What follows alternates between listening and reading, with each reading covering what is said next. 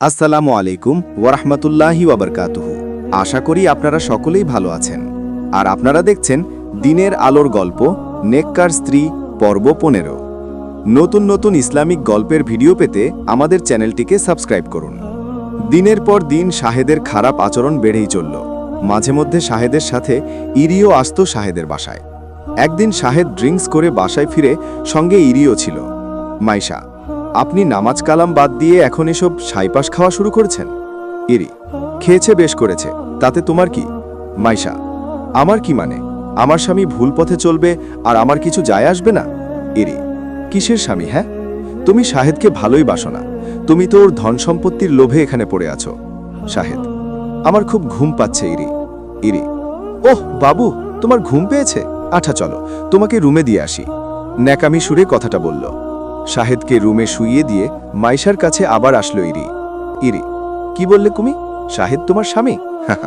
শাহেদ তোমাকে স্বামীর অধিকার দিয়েছে কখনো? তুমি কি পেরেছ স্ত্রীর অধিকার ফলাতে? পারোনি, আর পারবেও না। শাহেদ শুধুই আমার।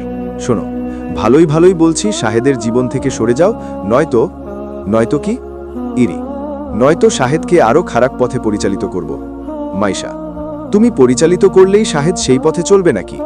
ইরি, অবশ্যই চলবে। শোনো, তোমাকে আজ একটা গোপন কথা বলি। তারপর ইরি শাহেদকে কিভাবে মাইশার ব্যাপারে ভুল বুঝিয়েছে সব কিছু বলল মাইশাকে। মাইশা, আমি সব কিছু শাহেদকে আর ওর মা বাবাকে বলে দিব। ইরি, হা, শাহেদকে বললেই কি শাহেদ তোমার কথা বিশ্বাস করবে? আর শাহেদের মা বাবাকে যদি সব বলে দাও তাহলে খুব খারাপ কিছু ঘটবে, বলে দিলাম। মাইশা, কি করবেন? ইরি, যদি শাহেদের মা বাবাকে বলে দাও তাহলে শাহেদের আর তোমার মা বাবার জন্য তোমাকে আফসোস করতে হবে। মাইশা, আমি পুলিশকে সব বলে দিব। ইরি, হা, পুলিশ প্রুফ ছাড়া কিছুই বিশ্বাস করবে না। আছে তোমার কাছে প্রুফ? মাইশা, ইরি, শোনো, আমার সাথে বেশি চালাকি করো না, চুপচাপ আমার কাছে হার স্বীকার করো, এতে সবার ভালো হবে। নয়তো, বুঝতেই পারছো, শাহেদের মা বাবা তো তোমার হাতে শাহেদকে তুলে দিয়ে গেছিল, কিন্তু তুমি তো তাকে আগলে রাখতে পারোনি। কি জবাব দিবে তোমার শ্বশুর শাশুড়ির কাছে? তারা তো তোমার উপর ভরসা করে, বিশ্বাস করে শাহেদকে তোমার হাতে ছেড়ে দিছে। তাদের সেই বিশ্বাস ভরসার মান রাখতে পেরেছো তুমি? পারোনি। তাহলে কি করে মুখ দেখাবে তাদের কাছে? তোমার অক্ষমতার কারণে শাহেদের আজ এই হাল হয়েছে। শাহেদ এখন আমার হাতের মুঠোয়, তাই তুমি চাইলেও শাহেদকে আগের মতো করতে পারবে না। আমি শাহেদকে যেভাবে নাচাবো শাহেদ সেভাবে নাচবে।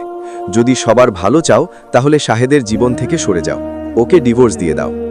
ইরির কথা শুনে মাইশা বোবা হয়ে গেছে, মুখ থেকে কোনো কথা বের হচ্ছে না। কিছুক্ষণ চুপচাপ বসে থাকার পর বলল, মাইশা, আমাকে আজকের রাতটা ভাবার সময় দেন। ইরি, ওকে, আমি এবার যাই। এতক্ষণ ধরে মাইশা তার কাহিনী বলে এবার একটু থামল। তারপর মাইশা আবার বলা শুরু করল। তারপর আমি ইস্তিখারার নামাজ পড়ি। নামাজ শেষ করে সারা রাত ভাবতে থাকি কি করব। অবশেষে একটা আইডিয়া মাথায় আসলো। পরের দিন ইরিকে বলি, মাইশা, আমি ডিভোর্স দিব, তবে আমার একটা শর্ত আছে। ইরি, কি শর্ত? মাইশা, ওনাকে আবার আগের মতো নামাজি বানাতে হবে, এসব খারাপ কাজ থেকে বিরত রাখতে হবে। পারবেন? ইরি, ওকে, তোমার শর্ত মেনে নিলাম। এবার তুমি ডিভোর্সের ব্যবস্থা করো।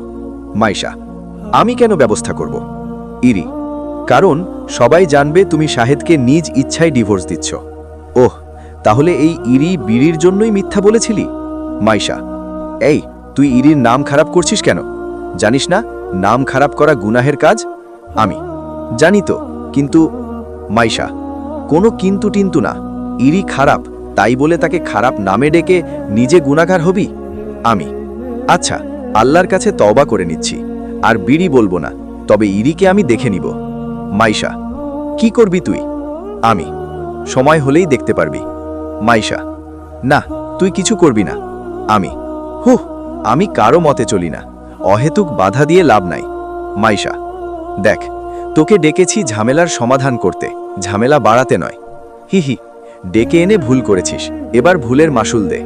চলবে ইনশাআল্লাহ। 16 নম্বর পর্বের জন্য অপেক্ষা করুন।